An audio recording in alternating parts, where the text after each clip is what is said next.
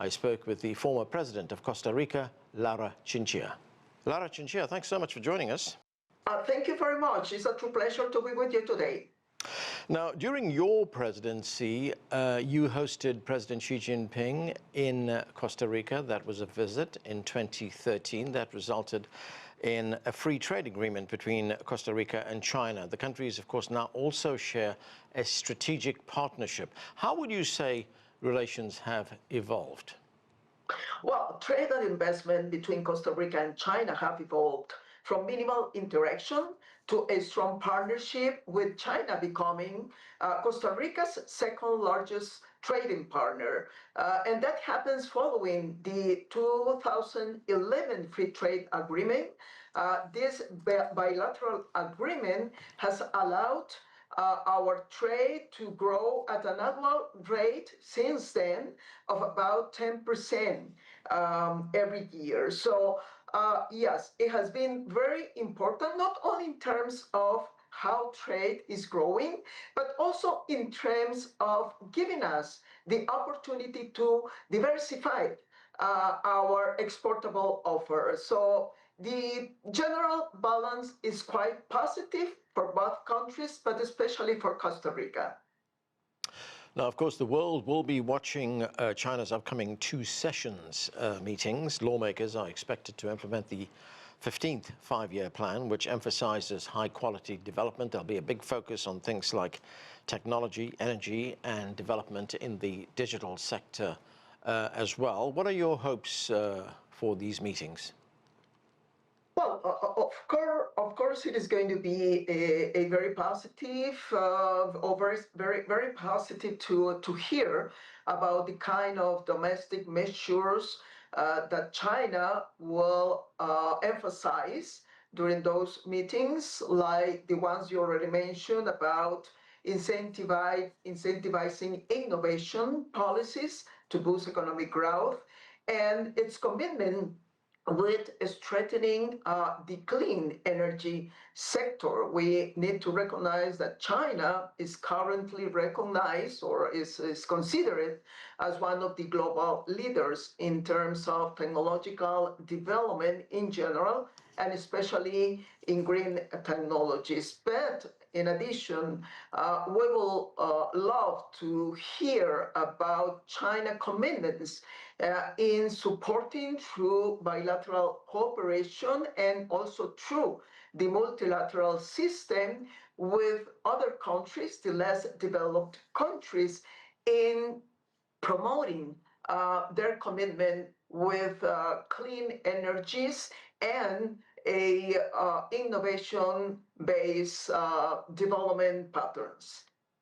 Right, and talking about clean energy and protecting the environment, Costa Rica has also made significant progress in these sectors. In 1985, for instance, if we look at Costa Rica, it had the highest deforestation rate in the world. Well, one of the highest, I should say, losing more than 404 hectares a year. Today, forests blanket well over half of Costa Rica, making it one of the few places on Earth to revive that lost ecosystem at that time. What do you attribute to Costa Rica's success, and is there anything that other countries can take away from your experience? Well, in first place, thank you for mentioning this and for recognizing the efforts that Costa Rica has embraced when it comes to sustainable environment. This is a task that we started even before this issue of sustainability became a global issue. Everything started around the 1970s in the past century, and it has to do basically with the national consensus that we were able to reach.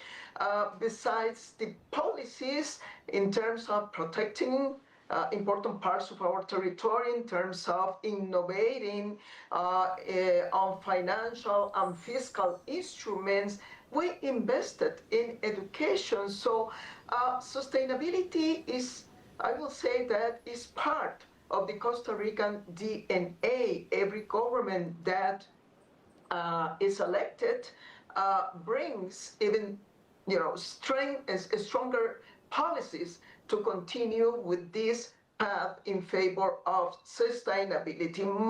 My advice to the rest of the countries and leaders is that they don't have to choose between growing or protecting the environment. Costa Rica is the best example that you can do both. Right, and in Costa Rica, it must have been something of a multidisciplinary approach because, as you talked about, of course, you need finance for these things. You need the right policies to be in place, and of course, you need people to be on your side as well to achieve the outcomes that you have. Exactly, exactly. Even the private sector, of course, there are tensions. From time to time, you have these discussions about how to be more flexible in terms of the protecting the environment. But fortunately, we also have now the possibility of accessing better technology, so you cannot you don't need to sacrifice, again, the modernization or the growth of the economy in terms of protecting the environment. So that kind of integration of policies is possible, and Costa Rica is the best example of this.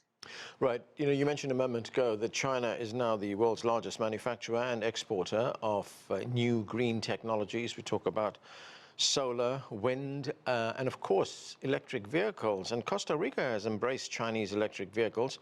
There was one headline which put it very well. It said, "To see the future of EVs, visit Costa Rica." What has made Chinese EVs so popular in Costa Rica? Well, I will say that not only in Costa Rica, when you travel around Latin America, you will see the same kind of situation.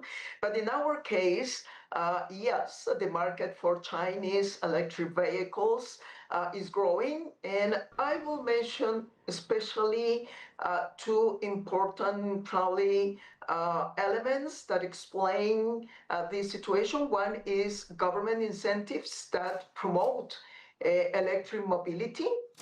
And the second one is the competitiveness of the Chinese car industry, especially on electric cars. So incentives such as tax exemptions and reduced registration fees make the EVs more affordable, and it also at the same time is supporting our country's sustainability goals. In addition, against Chinese brands offer a variety of affordable and advanced electric vehicles responding to a diverse consumer needs in our market. Right, you mentioned Chinese competitiveness. That's the whole range and diversity of vehicles that are on offer that are exported by China, as well as the government incentives that are offered in Costa Rica. But how big a challenge was it to set up the infrastructure to accommodate these new technologies? Well, yes, probably that is our pending task. I am sure that when we can resolve the issue of infrastructure in terms of providing access to all the consumers of EVs in Costa Rica for example, charging systems, the market will grow even more. The government and the authorities are working on this, and I'm sure that Costa Rica will follow this path. Now, in January, you assumed the role of president of the Club de Madrid. That's an organization that champions democracy and multilateralism. And we know that the current president of the United States, Donald Trump, is no supporter of multilateralism. And he has withdrawn this country from many key international organizations and agreements, things like the Paris Climate Accord for one. He's also withdrawn from the World Health Organization for another. And the president here has also made tariffs a centerpiece of his foreign policy in many respects. How has that affected Costa Rica? Multilateralism is not only important in terms of guarantee peace, stability, and security in the world, we recognize that there are many reforms that must be introduced to the multilateral system so it can respond more effectively and in a timing manner. However, the opposite, I mean, destroying multilateralism will have a very high cost, not only for the world at large, but especially for small countries like Costa Rica. My country has been able to become in a kind of success story during the last years in terms of economic modernization and growth, in terms of human development, in terms of democracy and stability, thanks to the multilateral system. Now, concerning the unilateral decisions that have been taken by President Trump on tariffs, fortunately, those days we are receiving good news. Most of the products that we are exporting to the United States are going to be excluded from the new tariffs, and only a small part of those exports are going to be punished with the 15% of tariffs. However, we hope that we can compete even with these new tariffs.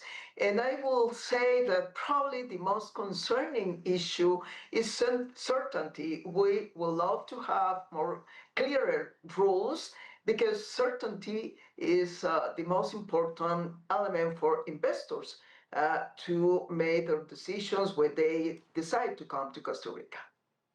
Laura Chinchilla, thanks so much for joining us. Thank you very much. It was a pleasure.